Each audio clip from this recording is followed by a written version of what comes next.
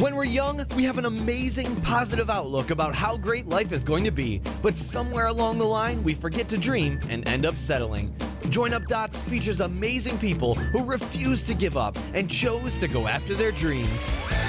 This is your blueprint for greatness. So here's your host, live from the back of his garden in the UK, David Ralph.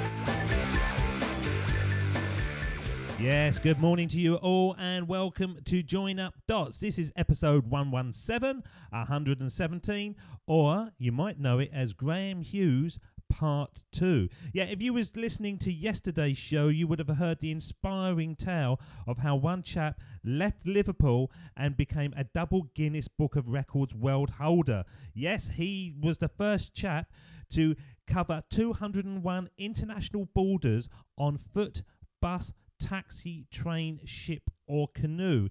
He travelled 193 members of the United Nations, plus Taiwan, the Vatican City, Palestine, Kosovo, Western Sahara and the 4 home nations of the United Kingdom without once ever standing in a plane, a helicopter or even a hot air balloon. So how did he do it? Well, let's find out as we continue the story of Graham Hughes.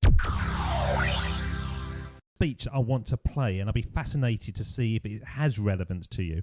I'm also fascinated by I've been looking a lot about your history and how you were saved from Muslim fundamentalists by a Filipino ladyboy. How did that happen?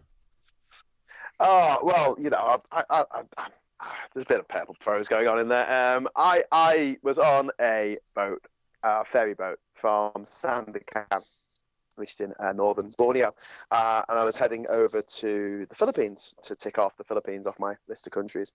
And on this ferry, there were, Malaysians and Filipinos, and there were also a bunch of guys from the Sulu Islands. That's Sulu, spelled like Sulu in Star Trek. And they're a chain of islands that are just between the Philippines and Borneo, Malaysian Borneo. And they want to be an independent state, along with the Mindanao Islamic Liberation Front. It's a terrorist group in Mindanao whose initials are MILF, and that's kind of funny to me. It's funny to me as well. They used to be part of MILF, but then they decided that they didn't want to be part of MILF anymore. I always thought it'd be quite amusing. And obviously, people are dying, and we shouldn't laugh about these things. But if the Filipino government put in an elite force of soldiers to go and take out MILF, and they called them the Cougar Force, and I just thought it'd be really funny just to see on the BBC News page, Cougars take out MILFs. You know, this is the part of the conversation when all the kids listening are going to go, "What are they talking about, Mum and Dad?" Oh, you don't want to know. You can edit this. Anyway, so I'm on this ferry boat heading over from Borneo to Philippines, and these guys get talking to me, and they want to have their own Islamic state on their islands, the Sulu Islands. The rest of the Philippines is very, very Catholic. I mean, excessively Catholic. I mean, they have on Good Friday they like to some of them like to crucify themselves, which is a bit odd. And so, the Sulu Islanders feel very marginalised in the country in which they live, and they feel like they've got an historical precedent for independence, which they sat me down and we did an interview, and I filmed it with one of the guys, and he spoke really good English, and we were having a good chat, and he was just talking about, they were presenting the UN with this dossier or whatever they want to call it, this document that showed that Sulu Islands should be independent and blah, blah, blah, blah. And this interview went on a little bit. It was sort of, I was running out of tape. I had to change the tape, and the tape's an hour long, so I can tell you how much it went on a bit. And my arm was really sore because I was holding up this bloody camera, and I kind of was getting a bit bored. And then this girl came over to me, and she said, "Excuse me, would you like to come and do some karaoke in the other room with us on the boat?" Because they had a karaoke room and a bar. And I said, "Yeah, okay. Is that all right? Are we done here? Were we done here?" And the Islamic fundamentalist guys were like, "Yeah, sure. Let's go." So we all shook hands and smiled, and then I went off with the girl to the bar, and then had a few drinks with her and her mates, and then it's discovered that her name was Jen, but she was born James, and I thought, wow, I've just been saved from boredom, from Islamic fundamentalists by a ladyboy. I don't think that's ever happened to anyone I know before, and so I just wrote that down in my blog in that way, and I got a lot of questions about that, which I'm quite proud of. Well, you should do. I found it on the Daily Mail, which kind of surprised me.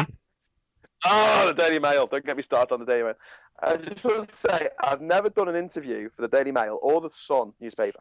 The Daily Mail is really irritating habit, and if there's any other sort of filmmakers out there who put their stuff on YouTube, just be aware of this. If one of your videos goes viral, what the Mirror will do, the Mail will do, is they'll try and get you to agree for them to download it and put it on their own server, which means that they get all the advertising revenue and you get nothing. So don't let them do that. Just a word of warning. Because they've done it with my videos, and it's kind of like, guys, are you serious? You know, it's a bit like an artist giving away their songs for free to a newspaper that they don't even particularly like. Yeah, and you know, you've had hardships, you've had bad food, you've had bad toilets and all that kind of stuff. You know, you should make something out of that, shouldn't you? Yeah, I mean, I wouldn't say it was too hard. Seriously, I mean, most of the time I was having a blast. I was having the time of my life. You know, this was a Guinness World Record attempt, but it wasn't like arduous. It wasn't like going around the world on your own in a yacht or climbing up Everest, where there's a 1 in 3 chance that you might die. It was a Guinness World Record that I could set while seeing new places and making new friends and going to the pub. You know, in many ways, it was kind of, you know, I didn't want to appeal so much to people who you know, the mindset that they're going to trek to the South Pole or something like that, because I don't need to appeal to them. I was trying to appeal to people, possibly some of your listeners here on Joining at the Dots, with who want to go and do this kind of stuff and kind of know in the back of their mind that it's kind of feasible, but they make excuses. They think, oh, well, you know, it might be dangerous, or, you know, I've got this to do first, or, you know, I'll get round to it one day. And the thing is with travel is there's loads of reasons you can make up in your mind to not travel. And so it's easy to just put off and put off and put off. But once you get to a certain age, like, you know, maybe 40 years old, and you've got a couple of kids and you're married and you've got a mortgage, then travel, you know, just dropping it all for a year and going out to see the world becomes nigh on impossible. Obviously, you could take your family with you if you had enough money, but again, you couldn't do it on a shoestring. You know, it wouldn't be safe for the kids and things like that. So I think this is something that people need to really grasp the nettle on and do it when they can. You know, do it in their early 20s if possible. I think that's right, Graham. I really do. I travelled a lot when I was younger, and now I am that man who's settled down. He's got a wife, he's got a family, he's got all those kind of things. Yeah. And I reckon, between you and me, I reckon you would be the most annoying person on earth, because I get told off by my kids all the time of going, I've been there whenever it's on a film or a TV. I've seen that. I've been up there. And you would literally be saying that in every film and every television program that was on, wouldn't you? I was watching. I just got out of Sierra Leone, and I was staying with a guy in Liberia, in Monrovia, and Blood Diamond with Leonardo DiCaprio and Jennifer Connelly was on the TV. And I was watching it, and all I could think was, that doesn't look anything like Sierra Leone, because I just spent the last few days traveling through it. And I was like, and afterwards it said like filmed on location in Mozambique, and I was like, that'll be why. So yeah, I try not to spoil stuff for people. I think I watch a lot of stuff where you can't really say, oh, I don't, you know, that's not right. But I do like it when I watch things, and I think, oh, you know, I know where that is. Like a place like Cappadocia and Tikal, in Cappadocia in Turkey, and Tikal in Guatemala, which feature in Star Wars, the original, the good one. And you know, being able to watch that, I go, oh yeah, I've been there. But I try not to be too much of a pub bore. I love it. I love being the bore. They can't I like stop to have me. Stories. I like to have stories, and you know, I've got all these different places. And I could probably think of a decent story. If you just named the country, I could probably tell you a little bit of a story that happened to me in that particular country. But yeah, that's That's the route I'm taking at the moment. I try not to just stand there telling people facts. Although I do know all the countries in the world, I do know all the capitals of every country in the world, I do know all the flags of the world, I know most of the heads of state of the countries of the world. But I had a thing where I was on one of the London radio stations last year, and they were testing me on which side of the road different countries drive on.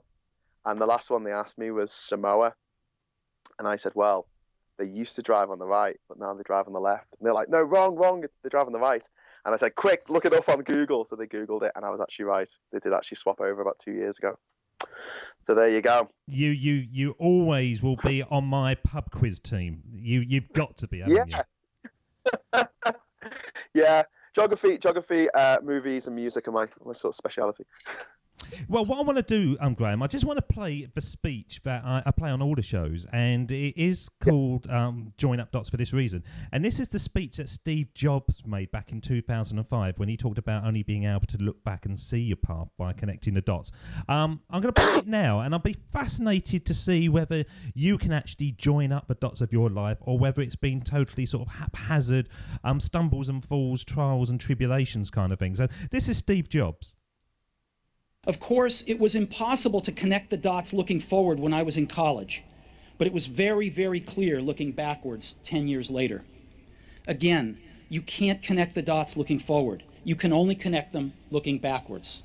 So you have to trust that the dots will somehow connect in your future. You have to trust in something, your gut, destiny, life, karma, whatever, because believing that the dots will connect down the road will give you the confidence to follow your heart even when it leads you off the well-worn path, and that will make all the difference. Did it make all the difference to you?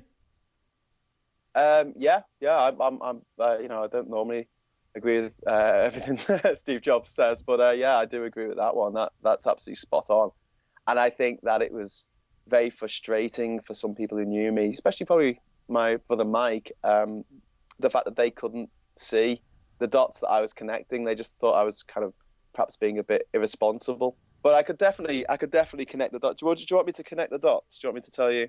No, yeah. I'll be fascinated to see if you can actually sort of like go back to when you was a young kid in Liverpool. Okay, so growing up in Liverpool in the 80s, I mean, Liverpool was at really low ebb in the 80s, and it's come on in leaps and bounds in the last 20 years or so. But I had that background that I've already spoken about of traveling around Europe with my family, camping, which is effectively backpacking. And then when I was old enough, I went traveling. And when something else happened as well, when I was in university, I studied history and politics, and I wanted to become General Secretary in Manchester Student Union. I lost the vote.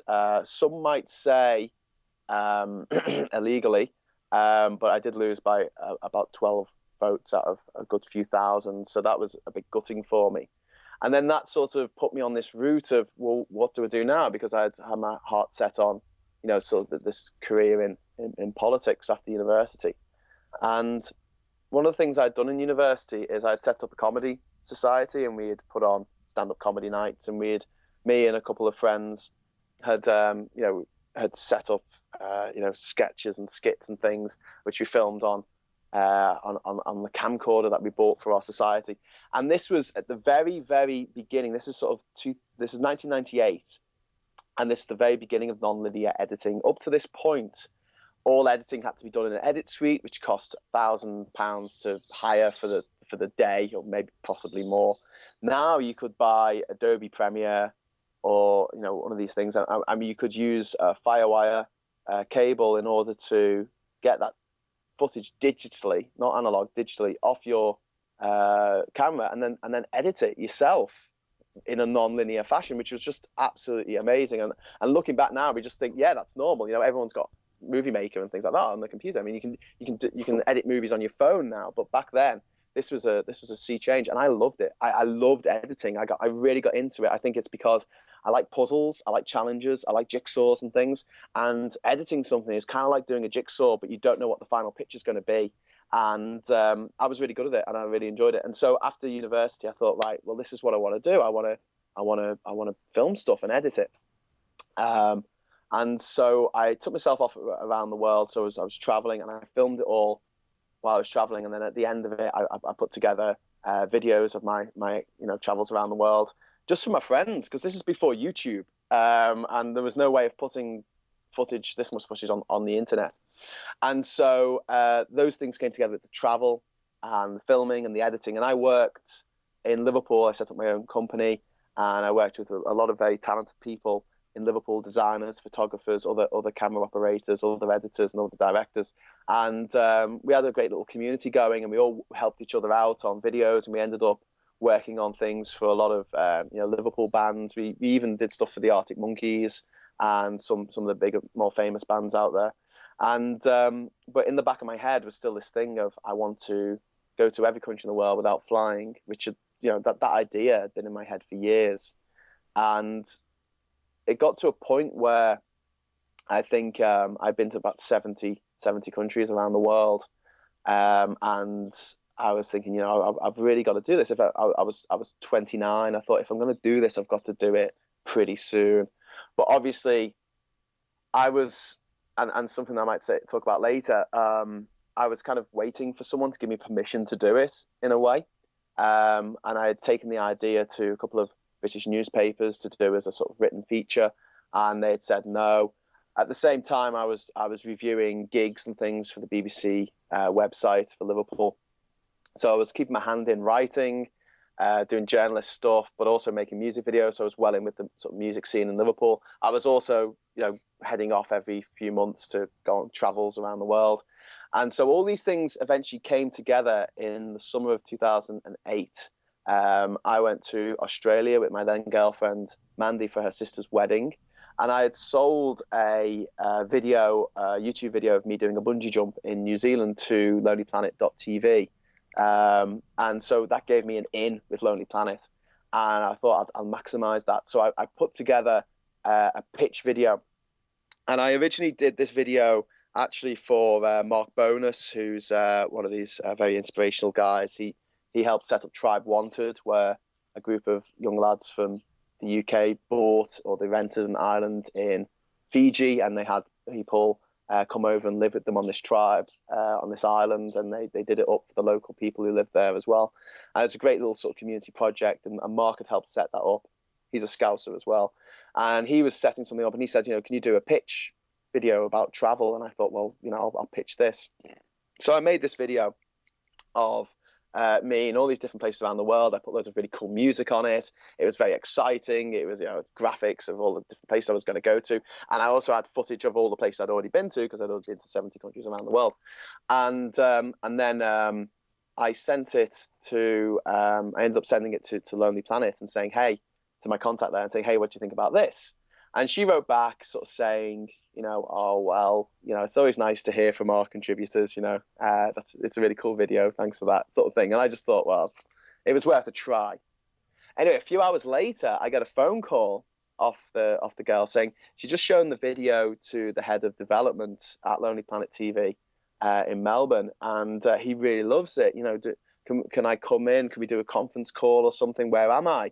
And because my girlfriend's sister was getting married, her house was full with friends and relatives who would come over from all over the world for this wedding.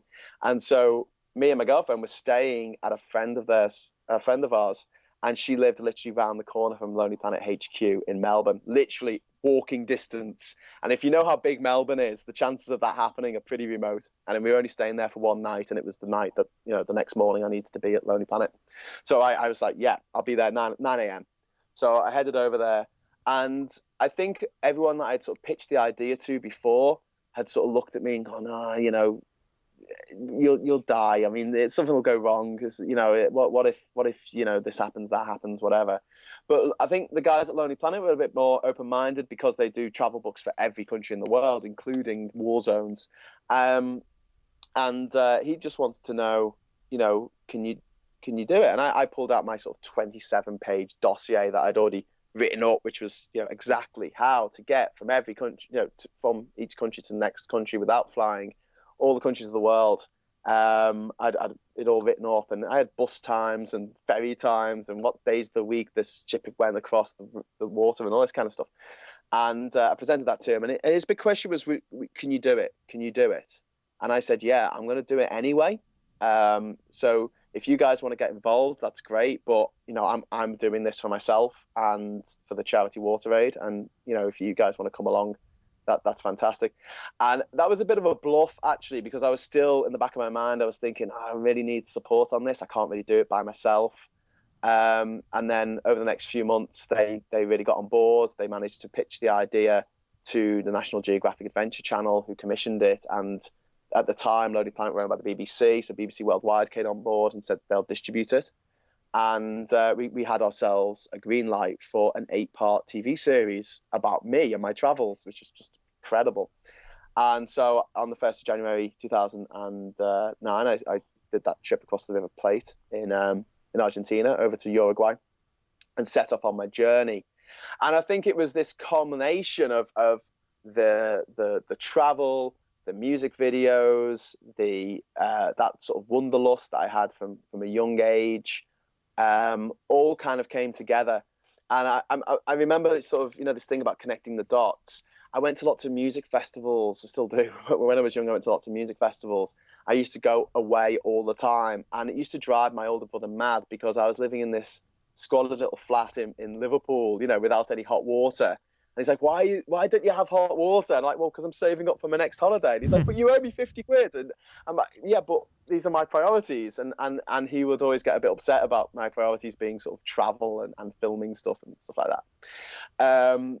But I don't think, looking back now, I mean, that all that travel and all that, because I filmed everything I did when I was traveling and presented to the camera. So it was all about holding the camera out arm's length and walking down a street while everyone's staring at you and being able to present a piece to the camera in one take, because that's all the time you've got to do it. And I got better and better and better at doing that. And now I'm fantastic at doing that. So that was all connecting the dots. And then I did it, and it was also the fact that I had friends around the world that I'd already made before I started on the Odyssey Expedition that really helped. I had friends who were willing to help me out, get me on boats and things like that, because they really got behind what I was doing, and that was great. And that all had to sort of be set up in advance. I couldn't have just sort of gone in actually straight from university and sort of done it on my own. There was also the timing as well, and where I was pitching this idea sort of from 2003 onwards. I think back in 2003 there was still a lot of wars, or the wars had only just finished in Africa, in Sierra Leone, in Liberia, in Congo, in Democratic Republic of Congo, in Angola, in Mozambique. There was a lot of civil conflicts that was sort of just coming to an end. And they really needed to be over for me in order to travel through these countries safely and just to be able to get into them in the first place, because countries don't like it when tourists turn up and get killed. It's not good for their tourism industry, so they tend to, if there's a problem zone, they'll turn you away. So I did the Odyssey Expedition, and one thing led to another, and at the end of it, obviously, I got a lot of requests to do talks and to do interviews and things. And I don't know if your viewers know this, but you don't get paid for doing this stuff. It doesn't matter how many times you appear on the BBC. They'll pay you expenses if you're lucky. But usually you end up a little bit out of pocket for all these interviews that you do. But then again, it's kind of good publicity. Yeah, and if someone says to you, do you want to come and do a TED Talk in California for TED Active, which is a sister conference, the main one in Long Beach? And they said, do you want to come and do it? And this was a few weeks. This was before that. This was just as I actually finished the journey.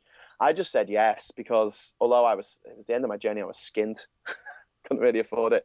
I still had a credit card, so I thought, well, I'll go and do it. And because I went to California, I met up with a girl called Stephanie Busari, who organised TEDx Brixton, and she wanted me to come talk at TEDx Brixton. Well, Brixton in England?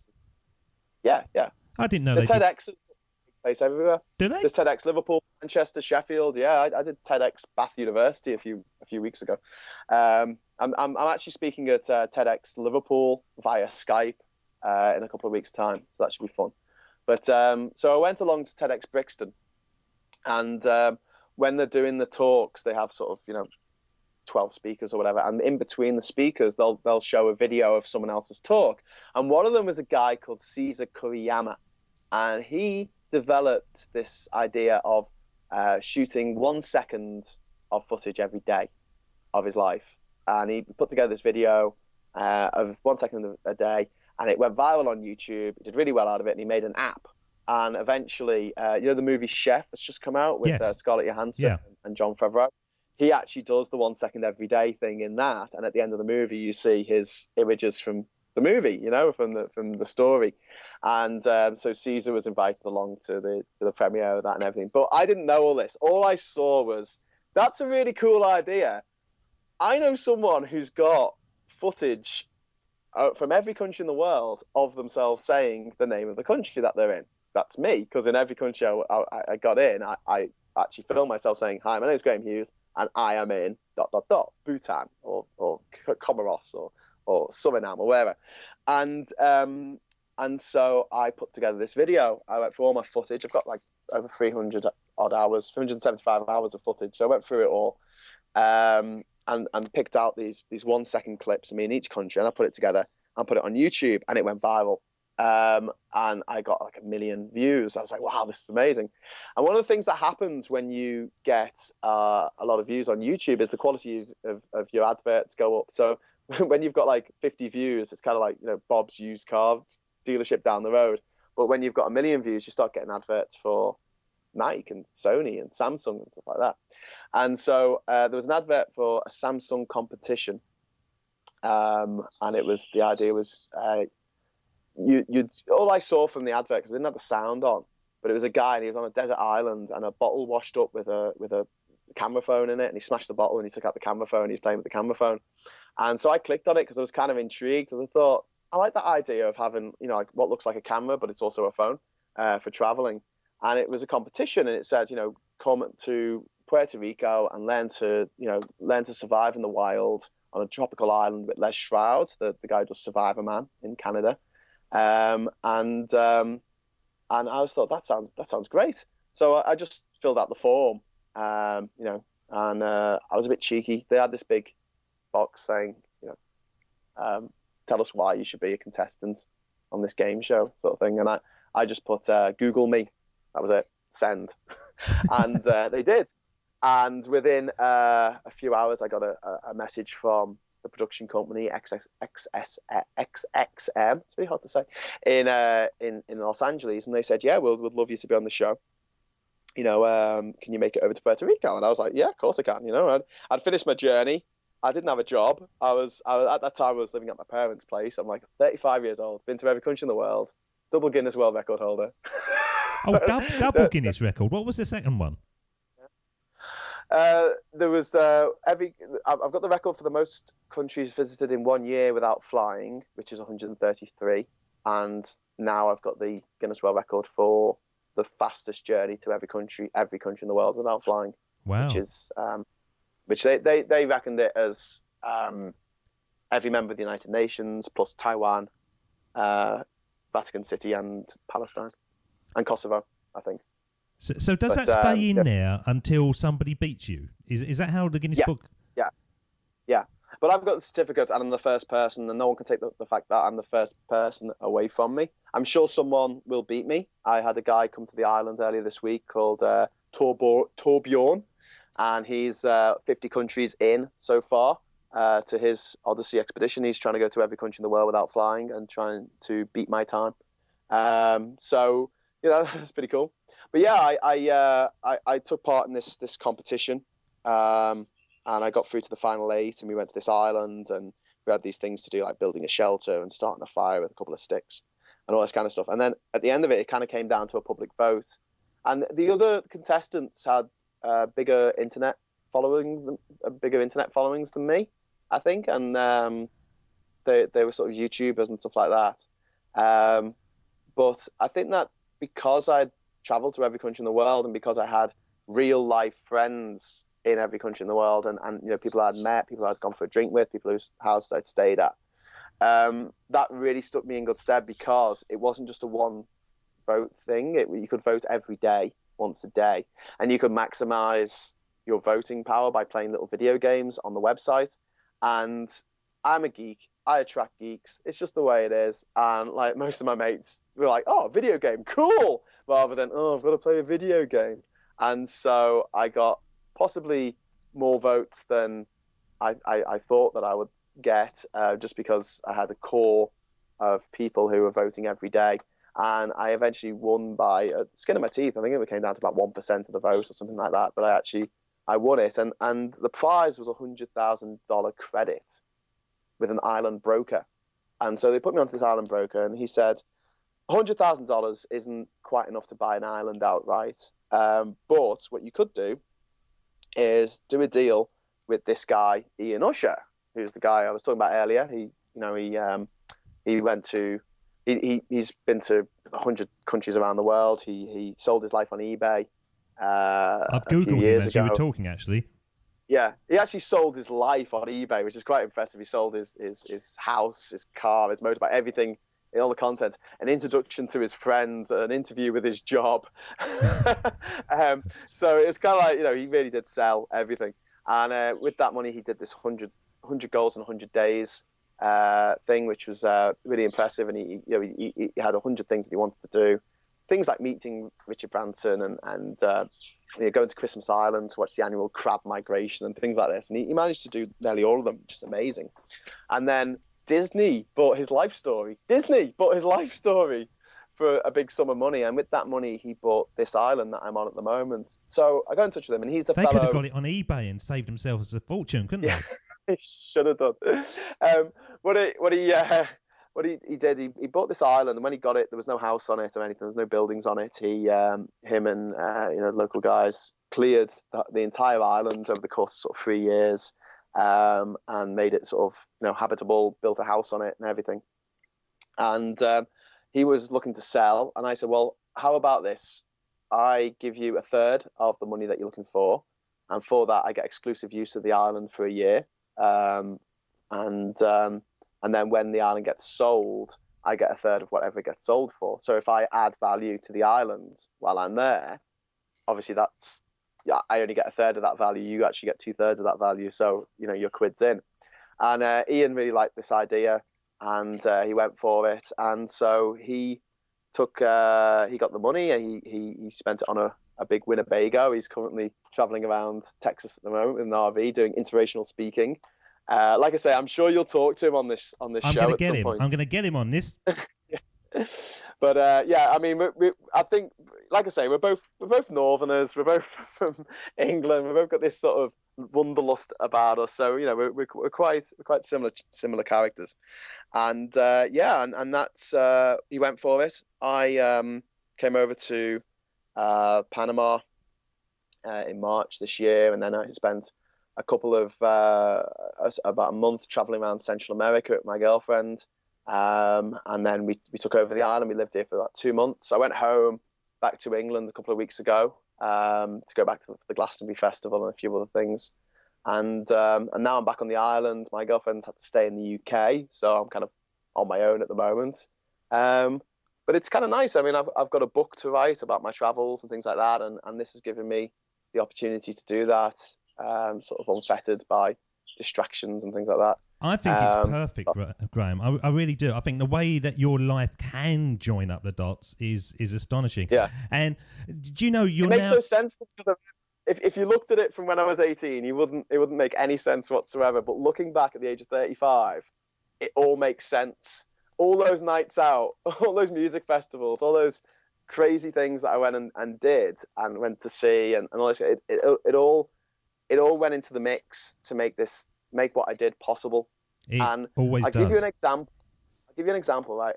So I get to Dubai, and I've just got to Eritrea, which is like the North Korea of Africa. It's impossible to get into it without flying. It's very, very difficult.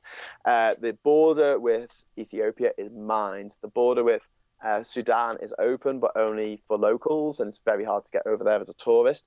The border with Djibouti was open, but it closed just before I got there because they had a bit of a border skirmish. And so I got there on a rickety old cargo ship from Saudi Arabia, from Jeddah, and spent the weekend there. I watched the USA versus Ghana game where I think it was USA versus Ghana, and Ghana won on an old TV set in the middle of a street with an extension cord with a bunch of Eritreans. It was a lot of fun. I got back into the Saudi Peninsula and I headed to Dubai, and I needed to get now from Dubai to Pakistan and India. And there was a cargo line that went and did this route. It went from Dubai, it went to Pakistan, it went to India, and then it went to Europe or something like this. And it did it every week. And I needed to get myself sorted on this. But I had arrived on the Friday, and on Friday in Dubai, Friday, Saturday, that's their weekend, so nothing's open.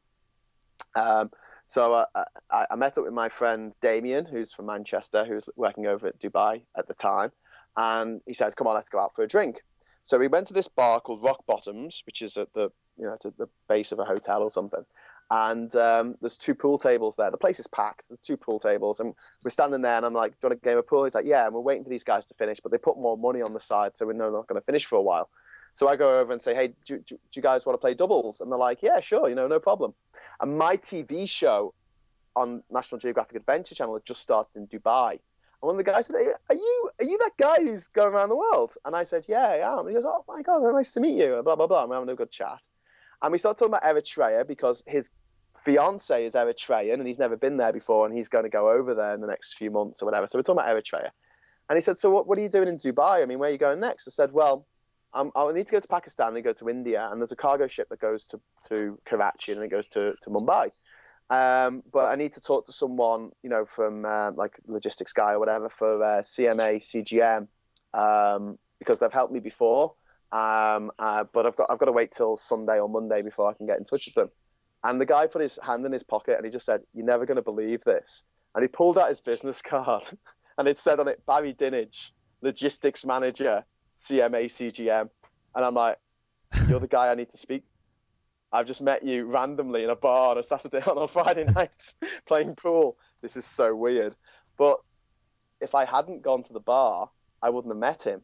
And it was his decision at the end of the day to put me on the boat. And he was the guy who drove me into the port.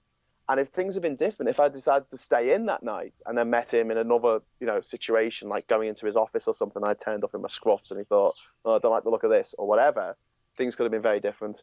So I like that as a sort of example of just keep saying yes, because no great adventure ever started with the words, I thought I'd have a night in. It's that thing of always keep meeting as many people as possible, because the more people that you meet, the more people are out there who will be able to help you or be in a position to help you along the way. I think that's incredibly important, just for life, basically. Not if you go into every country in the world, just life. Have you seen Jim Carrey's The Yes Man film?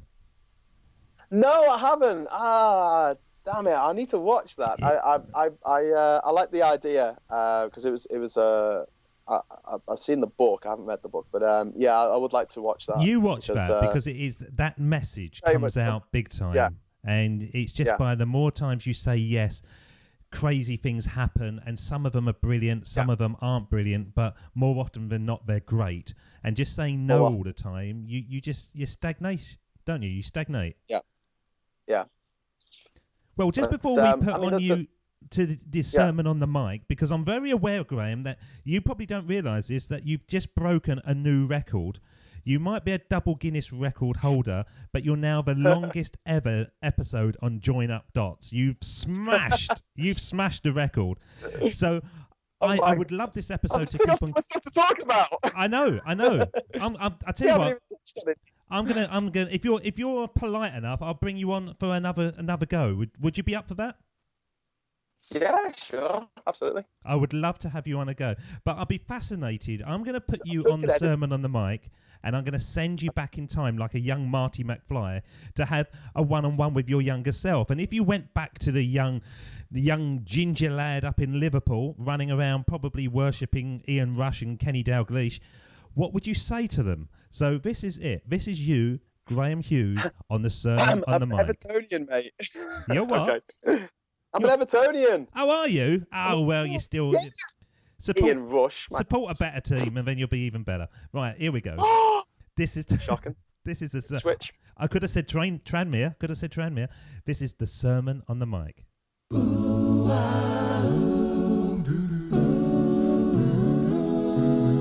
Here we go with the best bit of the show. The sermon on the mic. The sermon on the mic.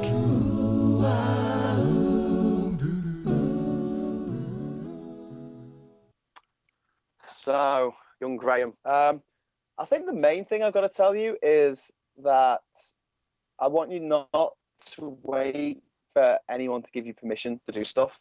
I think that I try not to do that so much, but I always seem to fall into this trap of thinking, I need someone to go along with me with this so I don't look like a loner on my own who's a bit mad.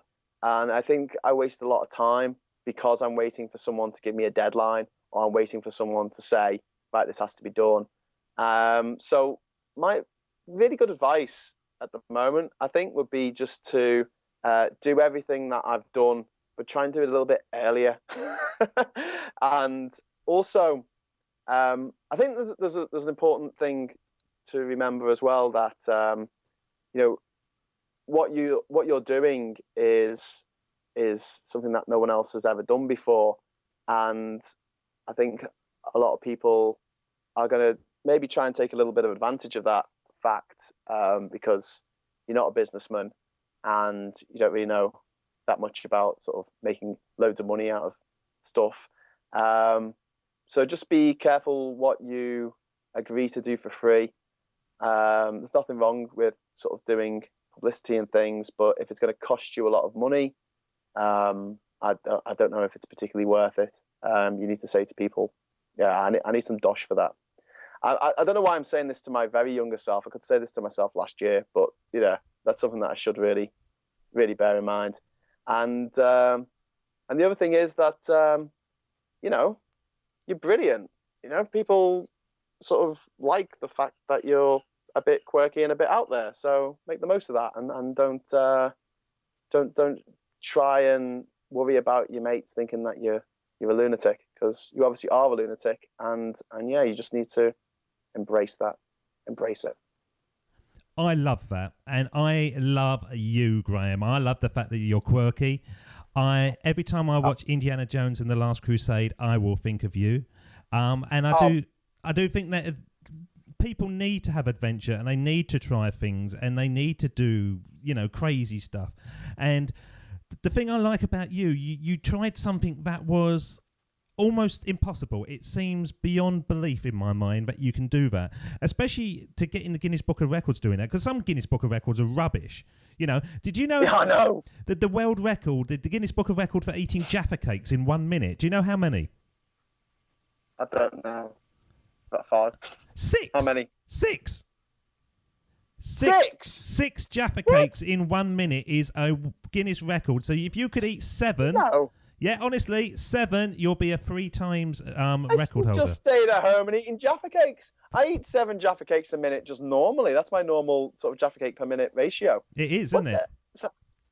I do find that funny, though. It's like, after doing all this, there's so many people who want to say to me, you did it wrong because you didn't spend enough time in each country. Or there was a point where my sister got ill and I had to fly back to the UK. But then I flew back to the point where I left off and continued on my journey. And you broke up your journey, so it was more than one journey. And I'm like, no, it was one journey, but I'm not a heartless creep who would go, my sister's dying, I think I'll just keep traveling then.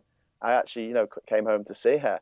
And that thing about not spending enough time in each country, it's kind of like, did he really see North Korea? Because he only stepped over the border in the demilitarized zone. I'm like, well, if I was being sponsored to do it and I was actually being paid to do it, I would have quite happily spent $1,000 in Beijing that you'd spend to go to Pyongyang for a few days on a very, very guided tour. And half of that money would go to Kim Jong-un.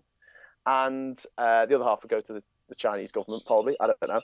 And that's not a challenge. There's no challenge in going to North Korea. It's easy. And like, there's no particular challenge to go to somewhere like even Somalia. You can go into Somaliland fairly easily. Whereas trying to get into Eritrea is a challenge. Trying to get to the Seychelles without flying is a challenge. Trying to get to Nauru without flying is a challenge because there's only one boat that goes to Nauru, and it only goes once every 6 weeks. And if you don't get on that boat, you don't go to Nauru. So when it comes down to this, and I'm like, well, Guinness have signed off on this. They've said, yeah, that's a world record. What you've done is officially amazing.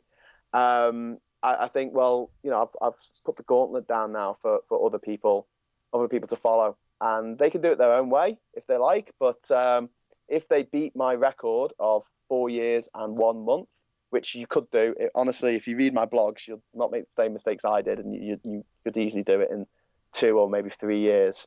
You'll get the record because, you know, I've set a new category now, and the challenge is out there for the sort of the next generation of backpackers to pick up the mantle and see what they can do with it. So once you leave Ginger Island, this is my last question, and I'm going to say farewell to Graham Hughes. I really don't want to, but I'm going to do it. What is there in your radar? Is it the mortgage and the kids and the house, or have you got no? So you've got something else in your mind that you want to do? Okay, write my book, edit my videos while I'm on the island, get my book published. Probably about June next year, it'll come out. I'll be back in the UK. I'm going to take a cargo ship over the Atlantic to possibly Greenland, because I didn't go to Greenland on the Odyssey Expedition because it's a territory of Denmark. But I did go to the Faroe Islands, and Greenland's a big, you know, it's a big area, isn't it? It's a big island, so I feel bad not going there. And then from there, go to Canada. And then I'm going to go to every state and province in the US and Canada without flying as a book tour, and do a talk in each, and a signing thing in each state, in each province, get publicity for doing that. And then return back to the UK. I've got another Guinness World Record attempt, which I'm not going to go into at the moment. It's a secret, which I'll be attempting next year. 8 Jaffa cakes. And it's going to be 8 Jaffa cakes, absolutely. And then after that, my dream job is, because I see myself as a storyteller. I've got so many stories to tell, so many anecdotes. Not just like that actually happened to me, but also things that have inspired me to think of stories and fiction and things like that. And I write scripts and I write short stories and things like that. I would love at some point to be able to work in Hollywood, working on scripts, and eventually clawing my way up to being allowed to direct feature films with special effects and big budgets and explosions and robots and zombies and monsters. Because, you know, British directors are the best in the world. Like, you know, Charlie Chaplin, David Lean, Alfred Hitchcock, Ridley Scott. And yet when we make British movies, they're always like little small kitchen sink dramas that, you know, and my personal opinion about this, and I'm going to piss off a lot of people in the UK by saying this, I'm sure, but if you think of a storyline of a film and you think that it could fit perfectly into an episode of Coronation Street, it shouldn't be a film. That should be it. That should be the rule.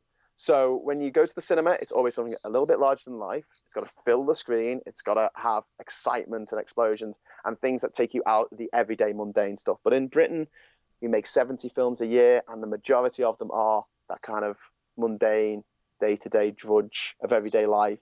And those storylines about a woman who is in an unhappy marriage and blah, blah, blah, you know, that's the sort of thing that you can put into a soap opera. Yeah. You're going to do that, Graham.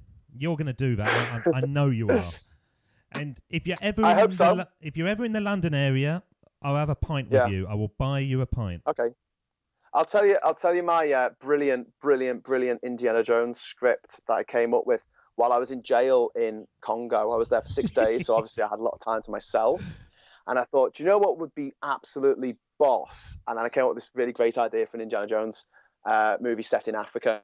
And he hasn't been to Africa in the series. And the last movie was so bad, I think we need to make up for that. And now that Disney own Lucasfilm, I think that's a possibility on the horizon. So watch this space. Wink, wink. Oh, you're not going to tell us? You're not going to tell us a story? No, because someone else might steal it off me. Obviously, I'm not usually worried about that kind of thing, because I think, well, go on then. If you want to write a script. It's very difficult, but no, it's a good story. It's set in the 60s. It's got Rachel Weisz in it. Well, someone who looks like Rachel Weisz. Well, it doesn't have to be Rachel Weisz, but I kind of want Rachel Weisz. But yeah, it's got Nazis in it, and it's got old Nazis, and it's got voodoo, and it's cool. It's very but you good. wouldn't have Nazis in Africa, would you? You would in the 60s if they were old Nazis who had escaped, old SS officers who had escaped. I see. And might be trying to use voodoo to do something, to bring Hitler back. Boys from Brazil, wink, wink, nudge, nudge. Know what I mean? So he's even older than the Kingdom of the Crystal Skull, because he was like in the... Yeah. But he's like not really the driver. The way the dynamic works between him and Rachel Weisz, who's a Mossad agent, basically, why am I telling you all this? Basically, nobody listens. Graham. Sean Connery was the sort of the older bumbling guy in The Last Crusade. Well, he kind of takes that role with her. And there's some scenes where we do a bit of a switcheroo, and it turns out that it wasn't him doing the heroic thing; it was her, because she's a bit more sprightly.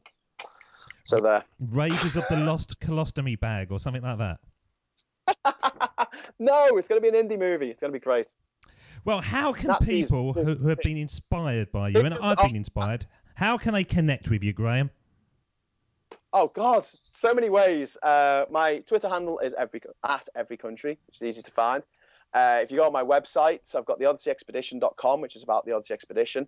You can leave comments on there or contact me for that. You can go to my website, which is grahamdavidhughes.com, which just tells you a little bit about me, and that acts as a portal to my Facebook and my Twitter, and also my my latest project, which is gingerisland.com, and it's JINJA, so ginger like ninja, with a J instead of an N. And if you go to gingerisland.com, you'll find my latest sort of adventure on my island as I go gradually more unhinged on this island on my own and start commanding the coconut people to invade neighbouring islands, perhaps, or I don't know. I'm in the middle of trying to make a Game of Thrones throne, the Iron Throne, out of bamboo. It's taken me a while, but I'm going to make that throne. It's going to be awesome. I'm also going to make a TARDIS out of bamboo as well, a little tiki TARDIS bar. And there's going to be the Hanging Gardens of Babylon 5, and a few other sort of really nerdy things that I'm going to do on the island. So if you tune in to gingerisland.com, there's going to be some mad stuff going on there in the next few months. Do you remember when Michael Jackson had Neverland and they thought he was slightly peculiar? Yes. It's the same thing, isn't it? Sleep in an oxygen tent made of bamboo. And I have a monkey. No, I don't have a monkey, but the neighbouring island of Cristobal, which is a big island, has howler monkeys on it, and sometimes you hear them howl, because their voices carry a long way. So I can say I've got howler monkeys, dolphins. I've got chickens. I've got all these chickens that are just chucking around at the moment. One of the best things that I found living on an island on my own with chickens is we have one rooster, and if roosters can't stop going cock-a-doodle-doo halfway through. So if you fire, say, some water at them through a hose, they'll run away while still going doodle-doo, and it's the funniest thing. They're just like, cock-a-doodle-doo! And he keeps like the last note going as he runs, and that's my entertainment at the moment. Well, that and the internet. That is the most perfect ending line to a show that I've had. Graham, thank you so much for spending time with us today, joining up those dots. And please come back again when you have more dots to join up, because I do believe that by joining up those dots and connecting our pasts is the best way to build our futures. Graham Hughes, you've been brilliant. Thank you so much. Thank you very much. Cheers, David. David doesn't want you to become a faded version of the brilliant self you were once to become. So he's put together an amazing guide for you called the 8 Pieces of Advice that every successful entrepreneur practices, including the 2 that changed his life. Head over to joinupdots.com to download this amazing guide for free, and we'll see you tomorrow on Join Up Dots.